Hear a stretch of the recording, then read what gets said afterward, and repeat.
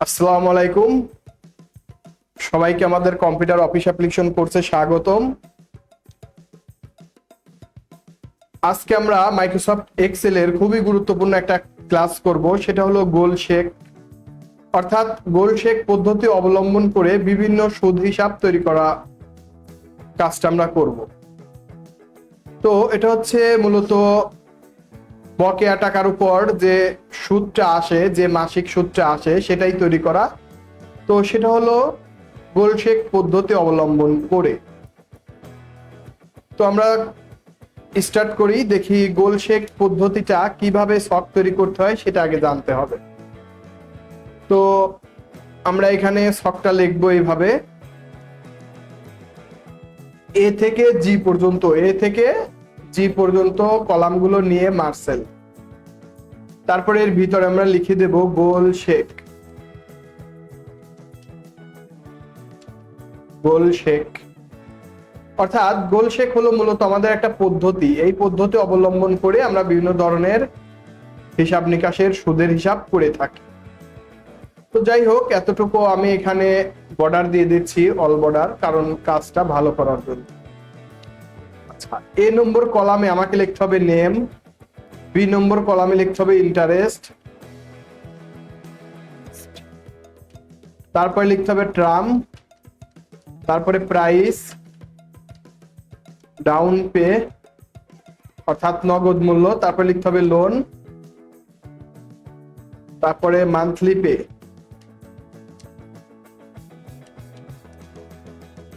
তো দেখো এখানে আমরা সবগুলো লিখে নিলাম, আর একটু জুমটা কমায় দেই তাহলে আমরা ভালো করে দেখতে পাবো। এখানে একটু ঘরগুলো বাড়াই দিচ্ছি কারণ কাজের সুবিধার জন্য। তো তারপরে কি নেম, নেম লিখলাম। আচ্ছা, তারপরে হচ্ছে এটা ইন্টারেস্ট,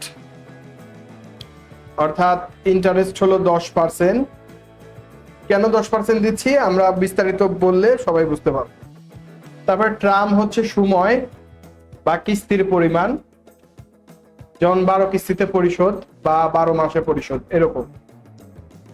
তারপরে হচ্ছে প্রাইজের ঘর ফাঁকা রাখতে হবে, ডাউন পে ফাঁকা রাখতে হবে, লোন আর মান্থলি ফি, এগুলো আমরা লিখে নিলাম। এখন আসি মূল ঘটনায়। ঘটনাটা কি? তো গোল শেক তৈরি করার নিয়ম, মনে করি সুবর্ণা একটি কম্পিউটার ক্রয় করবে। সুবর্ণা হচ্ছে একজন ব্যক্তির নাম, সে একটা কম্পিউটার ক্রয় করবে। তো এই কম্পিউটারের জন্য শর্ত হলো বকেয়া টাকার 10% সুদ, অর্থাৎ যে বাকি টাকাটা থাকবে এই বাকি টাকার উপরে 10% সুদ দিতে হবে।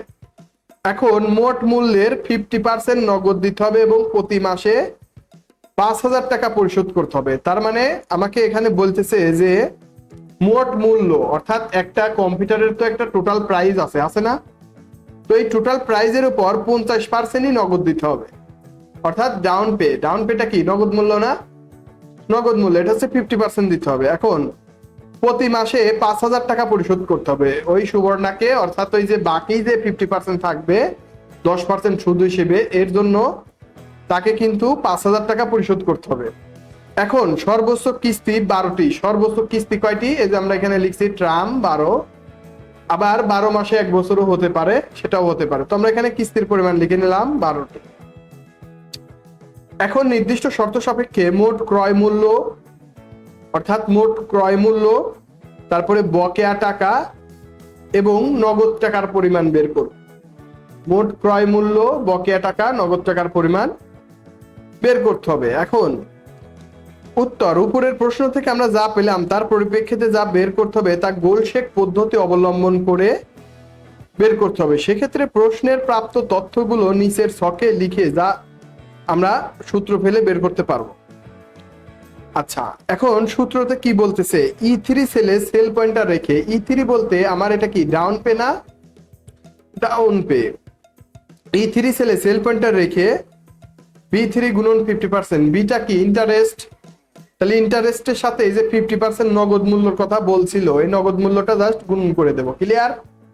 তাহলে আমরা এখানে ইকুয়াল দিলাম, তারপরে কি দেব? বি থ্রি গুণন 50%। 50%টা কি? নগদ মূল্য। 50% কি আমাকে নগদ দিতে হচ্ছে না? এই জন্যই তো এটা ডাউন পে। হ্যাঁ, তাহলে আমি এখানে ইন্টারপ্রেস করলে দেখো আমার ডাউন পে কিন্তু বের হয়ে গেল। ক্লিয়ার? আচ্ছা, তারপরের কাজ কি? F3 সেলে সেল পয়েন্টার রেখে, F3টা কি? লোন। হ্যাঁ, এটা হচ্ছে কি? লোন না? লোন। F3 সেলে সেল পয়েন্টার রেখে C3, এই C3 মাইনাস D3টা কি? প্রাইস, তাই না? মূল্য। তাহলে আমি প্রাইজের ঘরটা নিয়ে নিলাম, কিন্তু আমাকে কিছু বসাতে হবে না, এটা অটোমেটিকলি যে গোল চেকটা করব সেটাই কিন্তু পরিবর্তন হয়ে যাবে। ঠিক আছে? তো C3 মাইনাস D3 দুইটা আমি মাইনাস করে দিলাম। মাইনাস করে দিলে কি আমার লোনের পরিমাণটা বের হবে, তাই না? বের হয়েছে? আচ্ছা, তারপরে দেখো G3, এটার নাম কি? জি না?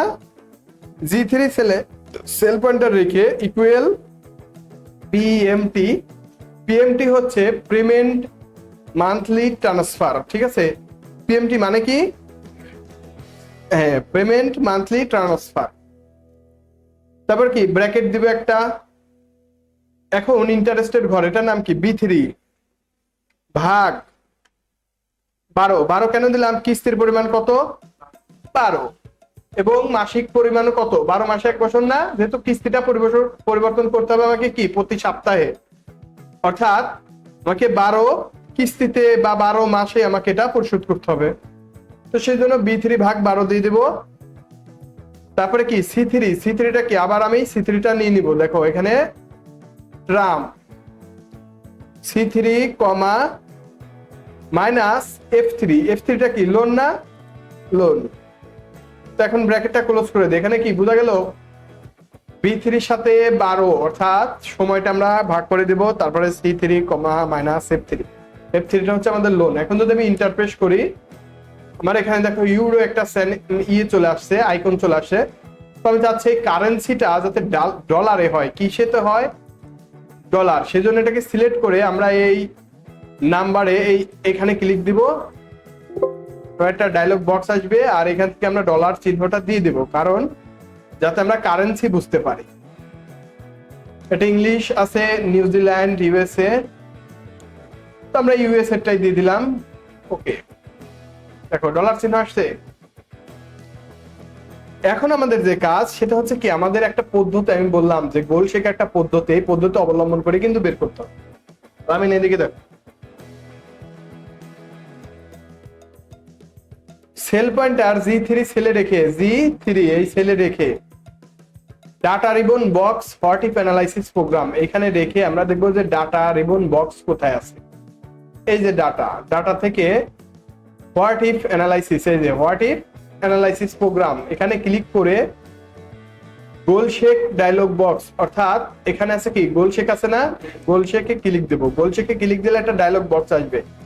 এই বক্স থেকে টু ভ্যালুতে সেলে টাকার সংখ্যা 5000 লিখে বাই সেলে ক্লিক করতে হবে। তাহলে এটা হচ্ছে সেট সেল, অর্থাৎ এই সেলের নাম। এখন টু ভ্যালুতে কি লিখবো আমরা? টাকা। কত টাকা? 5000। 5000 কেন করছিলাম বলো তো? এই যে 5000 টাকা যে প্রতি মাসে দিতে হবে, এই জন্যই ভ্যালু দিয়ে দিব আমরা। তারপর কি? বাই চেঞ্জিং সেল, মানে যে সেলটা পরিবর্তন হবে, এই পরিবর্তনের সেলের নাম কি? D3, তাই না? দেখো এখানে আমি D3 লিখলাম। বোঝা গেল? তাহলে এখন ওকে ক্লিক করলে একটা ডায়লগ বক্স আসবে, আমি আবার ওকে ক্লিক দিব। দেখো অটোমেটিকলি কিন্তু আমার হয়ে গেছে। বোঝা গেল? কোনো সমস্যা? এখানে প্রাইসটা মাইনাস আসার কারণ হচ্ছে তুমি যদি এখানে 50,000 দিয়ে দাও তাহলে কি ঘটে দেখো। আমি আবার যাচ্ছি, what if analysis goal seek to value, তুমি যদি 50,000 টাকা মূল্য দাও তাহলে দেখো কি বাই চেঞ্জিং সেল D3, টাকার কম, তো মানে 5000 টাকার কম জন্য এটা আসছে। দেখো এখন 50,000, এই জন্য টাকার কম, এই জন্য মাইনাস আসছে, কারণ ওটা তো কেটে নিবে, মাইনাস হয়ে যাবে 5000 করে, এই জন্য। তাহলে কি বোঝা গেল? তো এইভাবেই মূলত আমরা গোল শেক পদ্ধতি অবলম্বন করলাম। তো যে ইউটিউব দেখে কাজটা শিখবো তারা অবশ্যই লাইভ লাইক, কমেন্ট, সাবস্ক্রাইব করব, এবং যদি না বুঝতে পারি অবশ্যই কমেন্টে জানাবেন আর আমি রিপ্লাই দেওয়ার চেষ্টা করব। তো আমার স্টুডেন্টদেরকেও সবাইকে ধন্যবাদ, আমার চ্যানেলটি সাবস্ক্রাইব করে দিবা আর নিয়মিত ভিডিওগুলো দেখতে থাকবা, ইনশাল্লাহ ভালো কিছু হবে।